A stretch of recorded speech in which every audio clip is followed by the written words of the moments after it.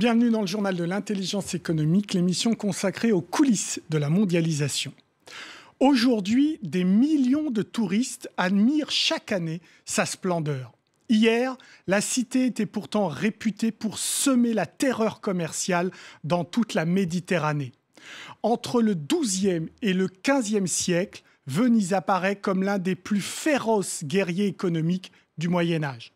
Pour dominer le marché du sel et celui des épices d'Orient, ces marchands écrasent la concurrence en imposant leurs privilèges ou en faisant parler les armes. La guerre économique est donc une vieille histoire.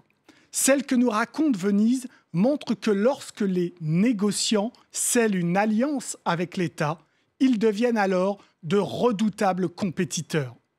Un reportage à Venise de Marlène Abérard qui a rencontré les historiens spécialistes du commerce vénitien au Moyen-Âge. Une architecture somptueuse, des palais magnifiques, des monuments majestueux. Dans Venise, l'art est partout, depuis des siècles. Sa beauté, elle la doit à ses marchands du Moyen-Âge, sans doute les plus rudes guerriers économiques de l'époque. Venise est avant tout leur république. C'est ici, dans le Palais des Doges, siège politico-administratif de l'État, que le pouvoir des commerçants s'exerce pour le plus grand bien de leurs affaires. C'est avant tout l'endroit où habite le Doge, l'expression ultime de l'autorité politique vénitienne. C'est aussi le siège de la magistrature vénitienne, donc là où les lois se font, où on contrôle les échanges commerciaux. Et c'est enfin le lieu de la justice. C'est le cœur de la République. Et la République est une république marchande.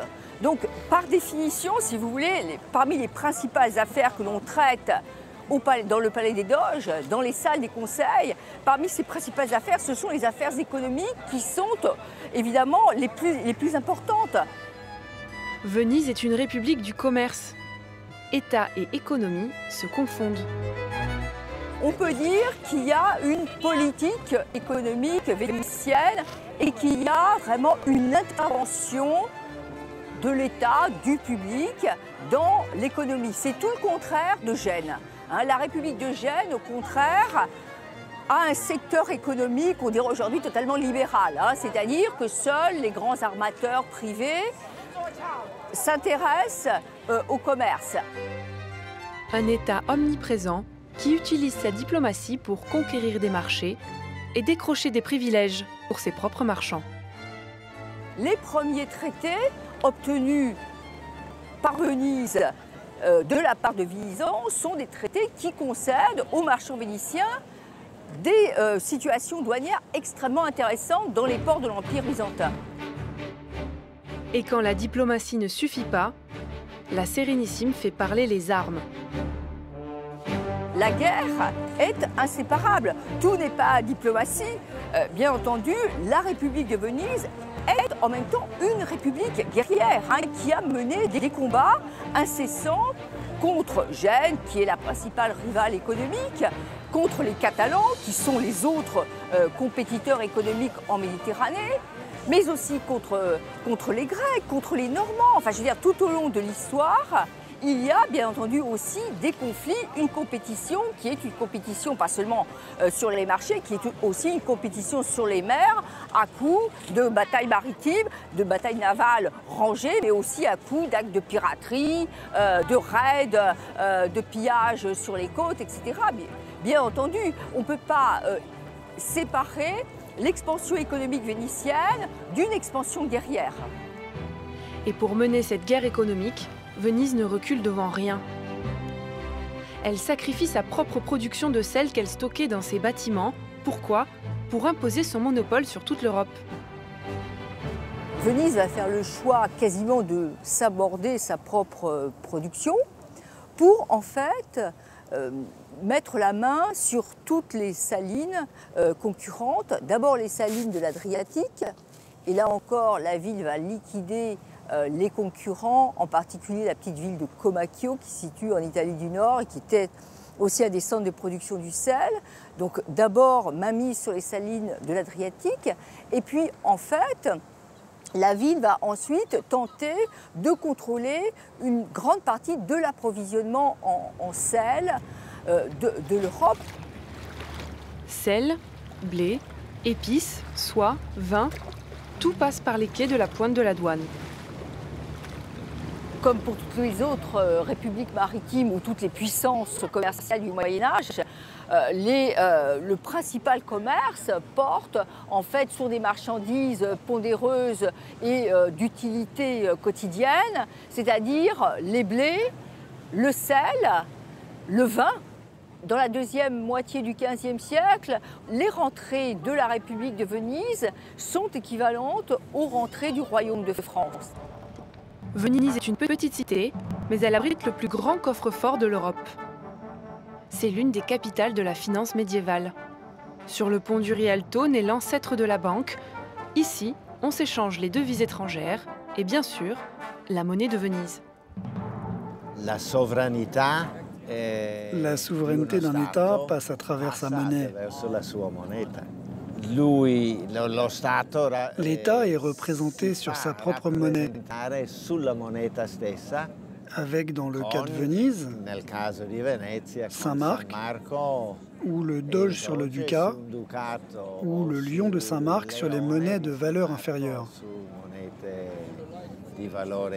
Donc c'est primordial que l'image de l'État soit transmise de main en main.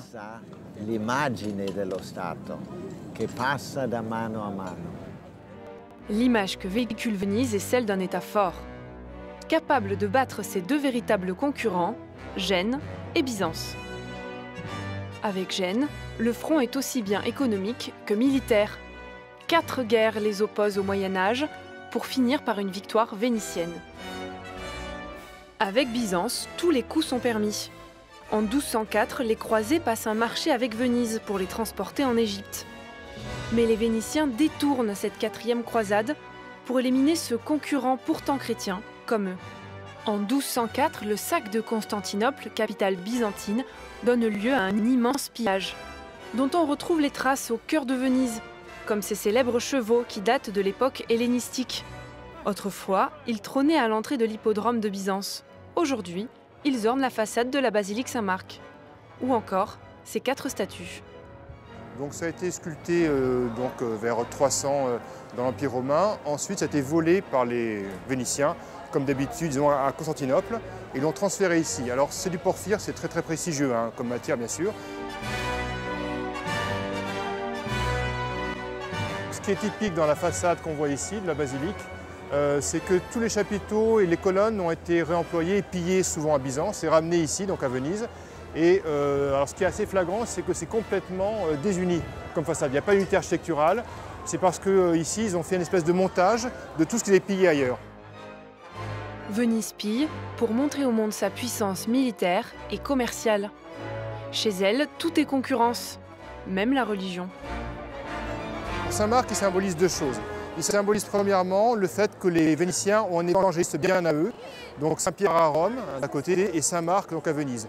Et d'autre part, c'est aussi le fait qu'ils se sont libérés de l'emprise byzantine, puisque le premier saint qui fonde Venise, c'est Saint Théodore, qui est un saint byzantin, et eux ont leur saint propre, Saint-Marc, qui est vraiment proprement vénitien.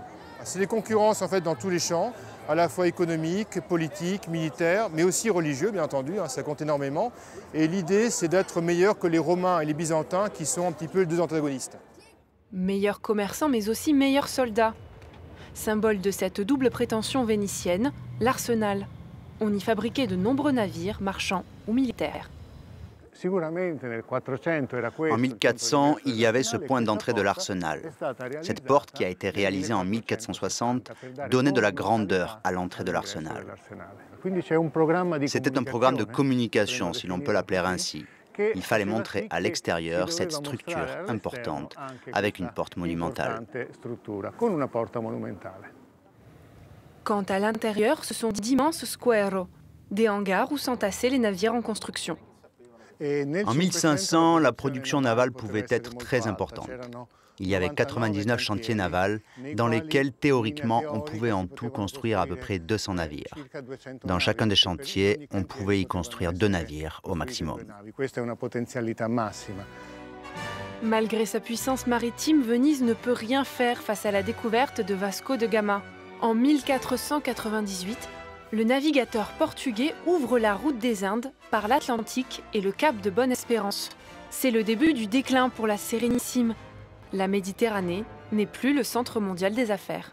Le problème n'est pas que la Méditerranée décline au XVIe siècle, le problème est qu'au XVIe siècle, le commerce atlantique monte en volume à un point tel qu'il rend secondaire le commerce méditerranéen.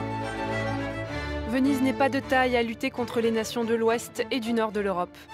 Sur la route des Indes, le commerce se fait dorénavant à couteau tiré. Lisbonne, Paris, Londres et Amsterdam déterrent la hache de guerre économique pour les richesses de l'Asie. Après la Méditerranée au Moyen-Âge, puis l'Atlantique à la Renaissance, est-ce aujourd'hui le tour de l'océan Indien de capter une grande partie du commerce mondial? À méditer donc. Voilà, l'émission est terminée. Comme d'habitude, vous pouvez la retrouver sur france24.com. En attendant, restez avec nous car l'information continue sur France 24. Au revoir.